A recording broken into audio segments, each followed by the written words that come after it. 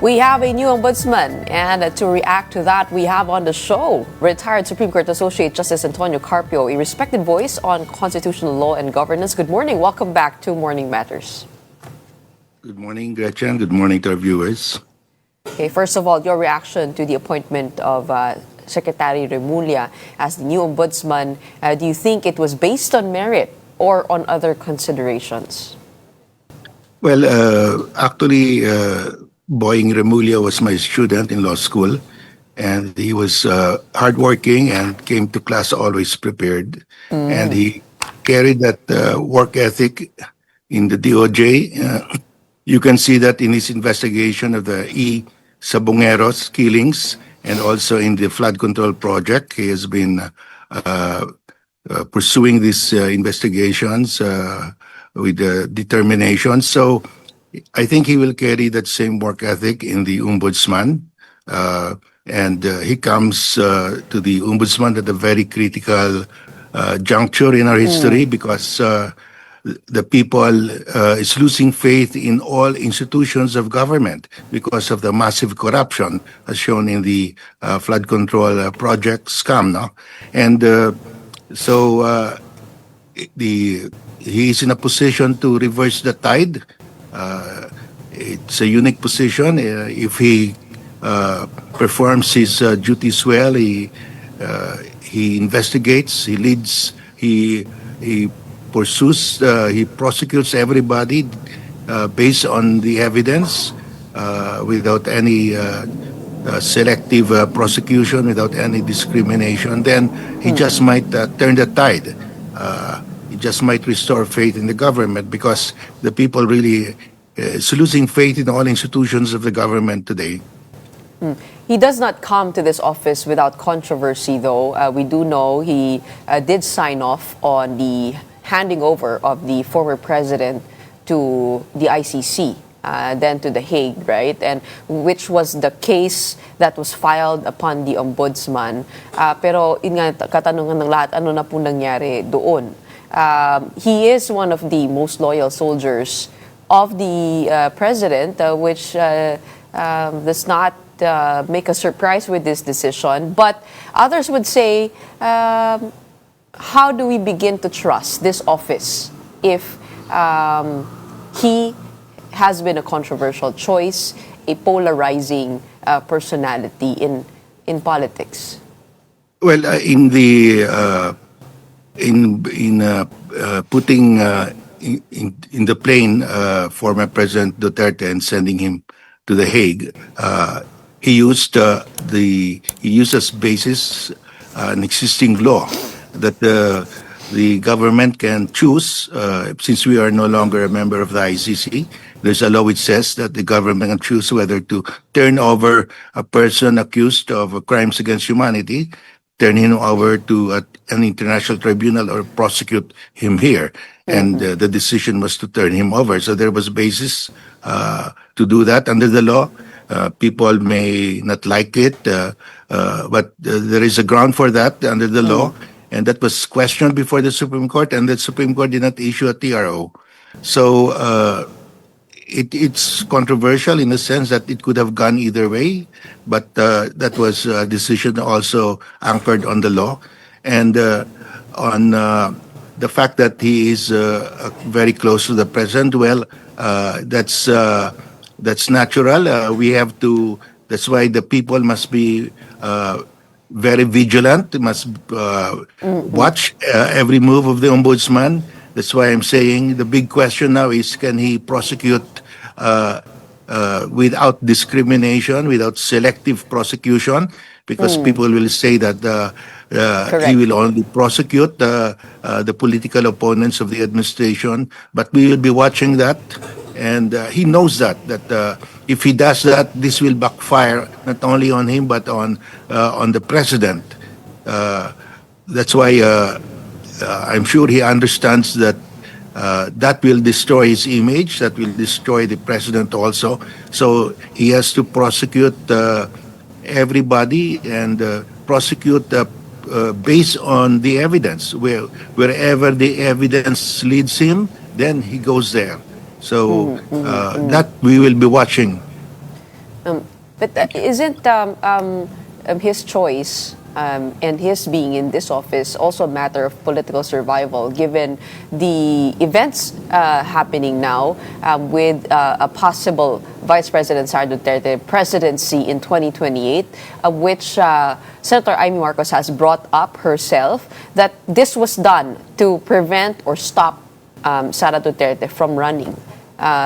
Your thoughts on that, and your thoughts on, I guess, how he will be able to diffuse the tension, because inevitably, right, whatever he does will be politically tainted, especially by the opposition, which are the Duterte supporters. Well, the cases against VP Sara are already filed with the Ombudsman, and he has to investigate that and go where the evidence leads him. And if there is cause to file a case, then he should do what is required under the law. But he should not be selective. He should go after the allies of the president who are also involved in anomalies, like the allies of former Speaker Martin Romualdez. As long as he does that, as long as he's not selective, the people can gauge that, then he cannot be criticized because he is fair. What is to be avoided is selective prosecution.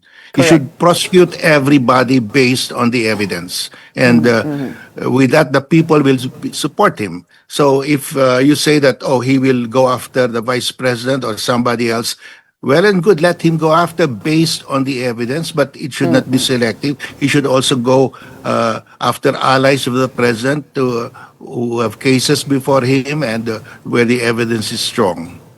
He was the first to diffuse the tension. Sabi po niya, the law will not be weaponized at he will kumbaga, he will go after accountability of all public officers. Yeah, the first thing that he should do is to lift the prohibition on the public disclosure of SALNs of public officials.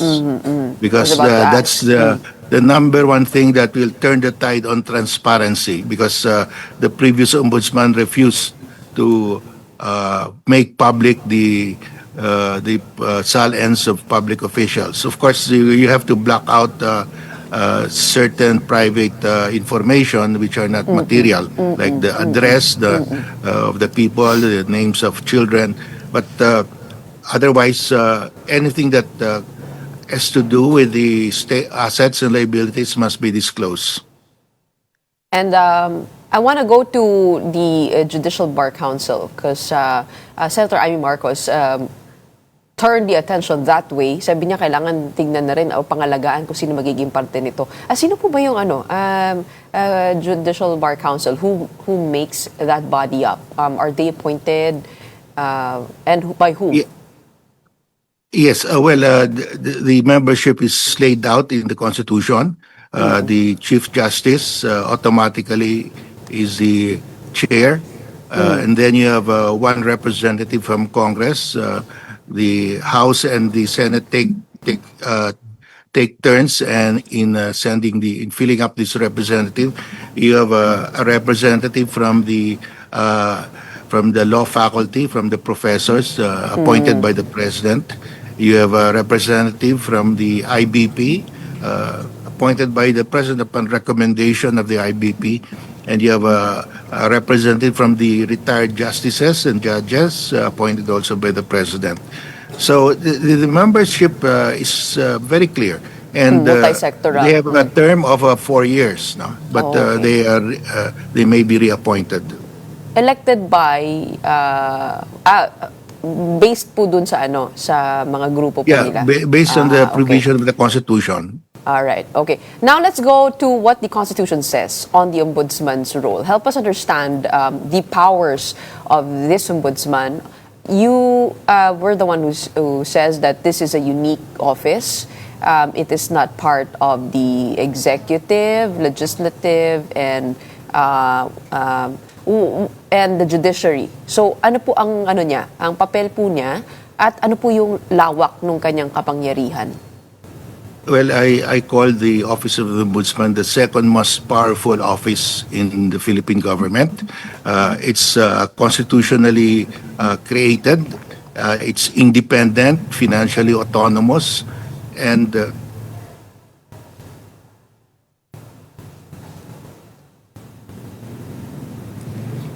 Associate Justice, the yeah, go ahead. yeah, and the ombudsman has a fixed term of 7 years, and he can investigate anybody in government. Motu proprio, even without a complaint from anyone. If he reads in the papers that there are some anomalies, he can investigate on his own. So it's a very powerful office, and he's not under the supervision of the president. He's independent. Okay. And what are his powers? Are they administrative or can he also, when it comes to the criminal cases, ito po i-file po niya sa mga korte? Well, he has administrative power. He has a disciplinary authority over all government officials, except those who are impeachable. So, anybody in government who has committed violated the law can be investigated and administratively disciplined by the ombudsman, except for those who are impeachable, and the and also the members of the judiciary, and the members of Congress, because that's a separate body. But all the rest of the officers in government can be investigated and disciplined. Discipline means he can, if the evidence supports it, he can, based on substantial evidence only, he can suspend or terminate, dismiss from public service these government officials. For life, can he do that? Yes, Okay. it can be for life. But that is administrative. There is no criminal liability because for Okay. criminal cases, he has to file it before the Sandigan Bayan. All right. When it comes to the Vice President's case on the use of confidential funds, what are the scope of his powers if he cannot punish them administratively because the Vice President is an impeachable official? So ano po ang pwede niyang gawin doon? He can investigate because he can investigate any officer, including impeachable officers, but he cannot act on it. He will have to, if it's an impeachable officer, then he has to refer his findings to the House for the House to initiate the impeachment. But he can investigate, but up to that point only, and refer the results of his investigation to the House if the officer is an impeachable officer. But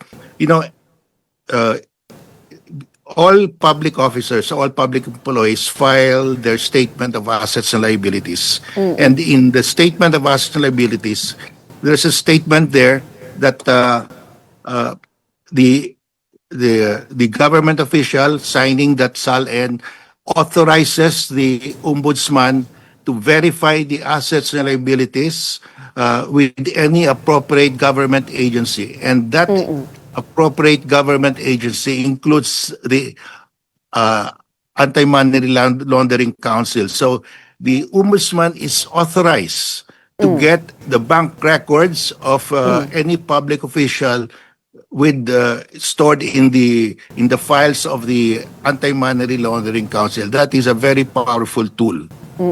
So kasama po doon yung mga SALN itong ng mga officials. So pwede Yes. niya pong buksan yun The- without getting any permission. Yes, he doesn't have to go to court to Wow, open the okay. bank accounts, but not Okay. he cannot go direct to the bank itself, only to AMLAC. only government banks because they are government agencies, but not private banks. But all these private banks under the AMLA law send all deposits beyond 500,000. They report all these deposits to AMLA, and AMLA has all the records. And AMLA is a Okay. government agency, so he can get those records with the Anti-Money Laundering Council. Okay. Justice, I know you need to go, but I just have one last question. When it comes to the flood control probe, what are the powers of the Ombudsman in looking into the names of the senators and the congressmen who have been brought up here? In 2016, Ombudsman Carpio ordered the dismissal of Senator Joel Villanueva for a 2009 pork barrel case involving 9 million pesos. But the Senate refused to honor the order, saying that the Ombudsman is barred from imposing administrative sanctions against legislators, the judiciary, and impeachable officials. Your thoughts on that? Yes, there is that reluctance of the Senate, and even the House will do that. So what the Ombudsman should do is to file the case before the Sandigan Bayan. Kahit, And then the Sandigan Bayan will order the preventive suspension. But you say reluctance, so hindi naman po siya bawal na bawal talaga? O bawal? Well, it's a question of, that has to be brought to the Supreme Court Okay. to decide once and for all whether the Ombudsman can dismiss, suspend, or dismiss a member of the House or of the Senate. We need that ruling because it's being resisted by the House and the Senate, so we need a ruling on that. Okay, maraming salamat. It is good to know about the second most powerful position in the land, which is the office of the Ombudsman. And we now have a new Ombudsman, that is Secretary Boying Remulla, or former Secretary Boying Remulla. Maraming salamat for joining us today. We have retired Supreme Court Associate Justice Antonio Carpio. Thank you so much for your time. Thank you, Gretchen. Thank you to our viewers.